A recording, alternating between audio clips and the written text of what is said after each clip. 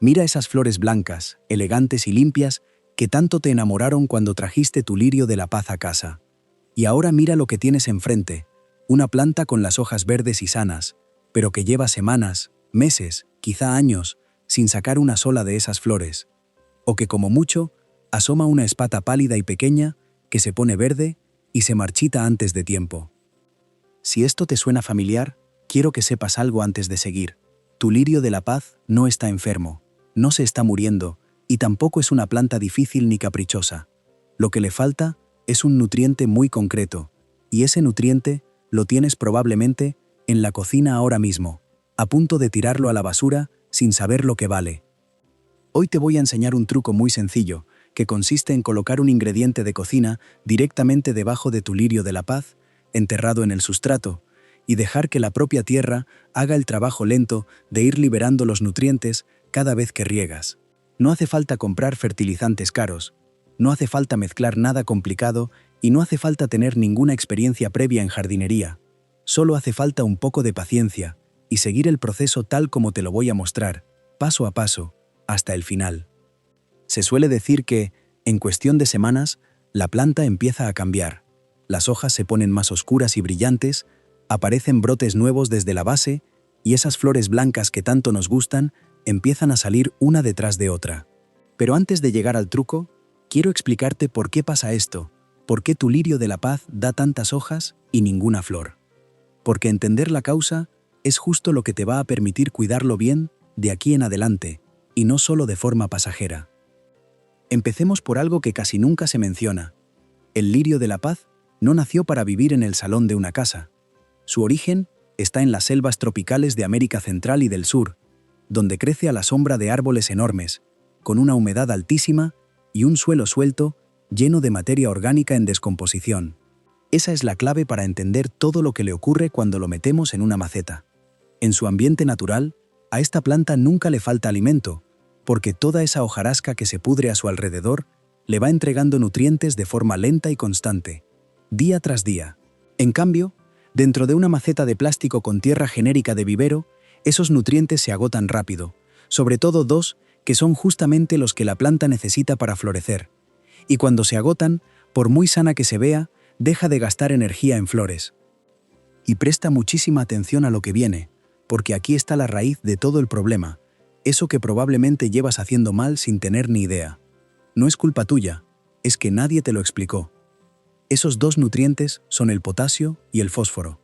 El potasio regula el transporte de los azúcares hacia los brotes que se convertirán en flores, y cuando escasea, la planta lo tiene claro, prioriza hojas y deja las flores para más adelante. El fósforo es el responsable directo de que se formen las yemas florales. Sin él, por mucha luz y agua que le des, esas flores no llegan a formarse nunca. Esto explica una imagen que seguramente conoces bien: lirios de la paz enormes, de hojas verdes, gruesas y perfectas, que llevan una eternidad sin dar ni una sola flor. No están enfermos. Están, por decirlo de algún modo, comiendo lo justo para vivir, pero no lo suficiente para florecer. Pero espera, porque el mayor error de todos no es ese, ni de lejos. Lo que hace la mayoría de la gente cuando ve que su planta no florece es precisamente lo que la condena a no florecer nunca. Y es lo siguiente: al ver que no salen flores, muchos corren a comprar un fertilizante cualquiera pensando que así la ayudan. El problema es que casi todos esos abonos genéricos son ricos en nitrógeno, el nutriente del verde, el del follaje. Cuanto más nitrógeno recibe, más hojas frondosas produce, pero menos energía le queda para las flores. Es decir, la alejas todavía más de lo que quieres. A esto se le suma otro clásico: la luz. Existe la idea muy extendida de que el lirio de la paz es una planta de rincón oscuro, y aunque es cierto que aguanta la sombra mejor que casi cualquier otra, aguantar no es lo mismo que florecer. Para dar flores, necesita luz brillante pero indirecta, cerca de una ventana, nunca bajo el sol directo del mediodía que le quema las hojas. Y aquí viene algo que quizá te cueste creer, porque va justo en contra de lo que casi todo el mundo hace con esta planta por cariño: el exceso de riego.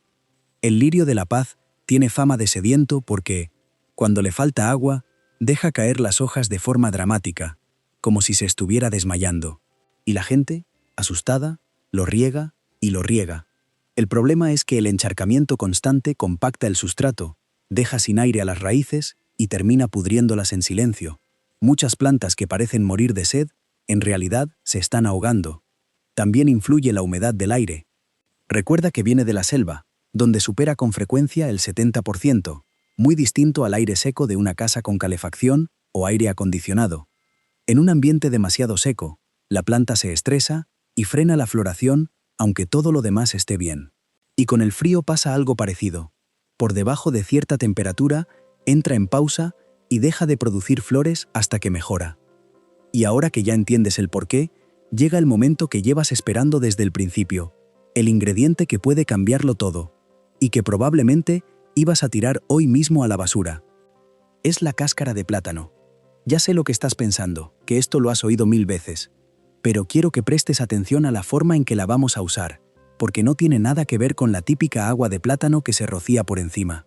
Aquí la vamos a enterrar, en trozos, directamente debajo de la planta, dentro del sustrato, para que se descomponga poco a poco y libere sus nutrientes justo donde están las raíces, imitando esa hojarasca que la planta recibía en la selva. Y no es un ingrediente al azar. La cáscara de plátano es especialmente rica en potasio, el gran responsable de la formación y la duración de las flores. Además aporta algo de fósforo, magnesio, calcio y otros elementos que la planta agradece. En otras palabras, le das casi a medida lo que le faltaba para florecer. Pero la cáscara de plátano por sí sola no hace magia, y quiero ser honesto contigo. Lo que de verdad multiplica el efecto es lo que vamos a añadirle justo después. Antes de eso, una duda razonable. ¿Por qué enterrarla y no echarla triturada por encima, como se ve en casi todos los vídeos?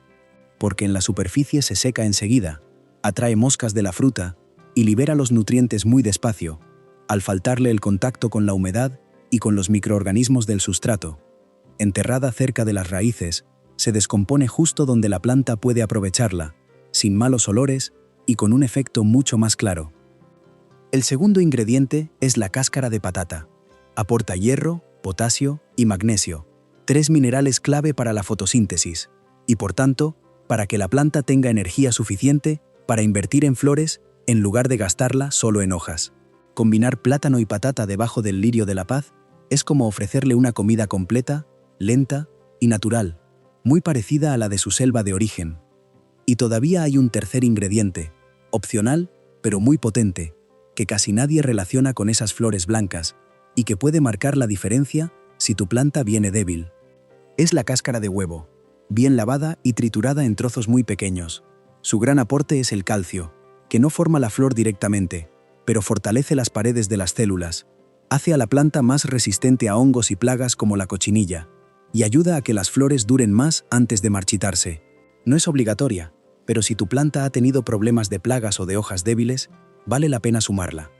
Juntos, plátano, patata y huevo forman en el fondo un pequeño ecosistema de descomposición lenta, muy parecido a lo que ocurre de forma natural en el suelo de una selva, donde nada se desperdicia y todo termina alimentando a la planta que crece encima.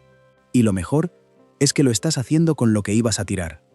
Ahora presta mucha atención a lo que sigue, porque si te saltas este paso o lo haces mal, en lugar de flores, lo único que vas a conseguir es un desfile de moscas y mal olor en el salón. Vamos a preparar las cáscaras. Necesitas la de un plátano bien maduro, y cuanto más maduro mejor, porque cuantas más manchas oscuras tiene, más nutrientes ha concentrado. Necesitas también la de una patata mediana, que aprovechas la próxima vez que cocines. Lava bien ambas y córtalas en trozos pequeños, de no más de 2 centímetros, porque cuanto más pequeños, más rápido se descomponen y antes los aprovecha la planta. Ahora vamos a la maceta. Con mucho cuidado, porque las raíces del lirio de la paz son gruesas pero se dañan con facilidad, haz un pequeño hueco en el sustrato cerca del borde, nunca justo en el centro donde está el tallo principal. La profundidad debe ser de unos 5 centímetros, lo justo para que las cáscaras queden bien cubiertas y no atraigan insectos. Coloca ahí los trozos, mézclalos un poco con la tierra que sacaste y vuelve a tapar, presionando con suavidad pero sin compactar, porque las raíces necesitan que el aire siga circulando. Y lo que viene ahora es el detalle que marca la diferencia entre que el truco funcione de verdad o que no pase absolutamente nada. Una vez enterradas las cáscaras, riega la planta con normalidad como cualquier otro día, dejando que el agua empape bien todo el sustrato. Este primer riego es importante, porque es el que pone en marcha la descomposición y empieza a liberar los primeros nutrientes. A partir de ahí, no tienes que hacer nada especial, solo seguir con tu rutina, dejando siempre que la capa superior de la tierra se seque un poco antes de volver a regar, porque el exceso de agua es justo lo que queremos evitar. Este proceso puedes repetirlo cada 6 u 8 semanas durante la primavera y el verano, que es cuando la planta está más activa y mejor aprovecha los nutrientes para convertirlos en flores. En otoño e invierno conviene espaciarlo más, cada 10 o 12 semanas, porque la planta reduce su ritmo y no necesita tanto aporte extra. Pero quizá tu maceta es pequeña y no tienes sitio para enterrar trozos sin acercarte demasiado a las raíces, y entonces, esto que te voy a contar ahora te interesa incluso más. Existe una variante líquida que funciona igual de bien. Corta la cáscara de un plátano y la de una patata, ponlas en 1 litro de agua y deja reposar 3 días en un lugar fresco y sin sol directo. Después cuela el líquido y úsalo para regar en lugar del agua normal, una vez cada 2 o 3 semanas. Actúa más rápido, porque los nutrientes ya están disueltos, aunque su efecto dura menos. Y hay un momento en el que este cuidado se vuelve aún más importante: el trasplante. Si las raíces están muy apretadas contra las paredes o asomando por los agujeros de drenaje, es buena señal para pasar la planta a una maceta solo un poco más grande, nunca mucho más de golpe, porque tanto sustrato vacío alrededor retiene más agua de la que puede usar y dispara el riesgo de pudrición. Usa una mezcla aireada, con corteza de pino, perlita y fibra de coco. Y aquí hay un segundo truco que casi nadie aplica y que, además de más flores, puede llenarte la casa de lirios de la paz completamente gratis. Con el tiempo, un lirio de la paz sano desarrolla pequeños brotes alrededor del tallo principal, cada uno con sus propias raíces. Si los dejas a todos juntos, compiten por el agua, el espacio y los nutrientes, y eso reduce las flores de cada uno.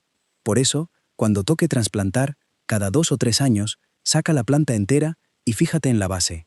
Junto al tallo principal habrá uno o varios hijuelos con su propio grupo de raíces. Sepáralos con las manos, o con un cuchillo limpio si están muy unidos, procurando que cada hijuelo se lleve el máximo de sus propias raíces. Cada uno puede plantarse en su maceta pequeña y en pocos meses convertirse en una planta independiente que florezca sola. La madre, con menos competencia, suele florecer con más fuerza tras la división, y tú acabas con varias plantas nuevas para conservar o regalar. Pero de nada sirve todo esto si te olvidas de lo más básico, eso que casi todo el mundo descuida y que puede echar por tierra el resultado por muchas cáscaras que entierres. Empecemos por la luz. Coloca tu lirio de la paz cerca de una ventana donde reciba luz brillante pero filtrada, por ejemplo detrás de una cortina fina, o en un punto donde el sol directo solo lo toque a primera hora de la mañana. Si ves las hojas pálidas o amarillentas, probablemente le falte luz. Si aparecen manchas secas y quemadas, es que le sobra sol directo. La humedad es el otro gran olvidado. Como viene de la selva, agradece un aire mucho más húmedo del que suele haber en casa. Puedes poner debajo de la maceta un plato con piedras y un poco de agua, cuidando que la base no toque el agua directamente, agrupar la planta con otras para crear un microclima más húmedo, o rociar de vez en cuando las hojas con agua sin cloro. Son gestos pequeños, pero suman. Y hay un gesto todavía más pequeño, que apenas te lleva 1 minuto, y que sin embargo es una de las claves para que las flores sigan saliendo una detrás de otra sin parar. Cada vez que veas una flor marchita o una hoja amarilla, córtala de raíz con unas tijeras limpias. Puede parecer una tontería, pero la planta gasta energía en sostener ese tejido que ya no le sirve, y al retirarlo, redirige esa energía hacia los brotes nuevos. Esta poda de mantenimiento, junto con el aporte de potasio y fósforo de las cáscaras, es lo que sostiene una floración constante y no solo un pico de flores que se apaga a las pocas semanas. En cuanto al riego, la regla más sencilla es esperar a que los primeros centímetros del sustrato se sientan secos al tacto antes de volver a mojar. Usa siempre agua sin cloro, dejándola reposar al menos 1 día, porque el cloro y las sales del agua del grifo pueden dañar las raíces con el tiempo. Y recuerda, si la planta deja caer las hojas, pídele agua, pero no conviertas ese susto en un riego excesivo y constante. Y ahora sí, llega la parte que de verdad estabas esperando desde el principio. ¿Qué vas a ver exactamente? ¿Y cuándo lo vas a ver?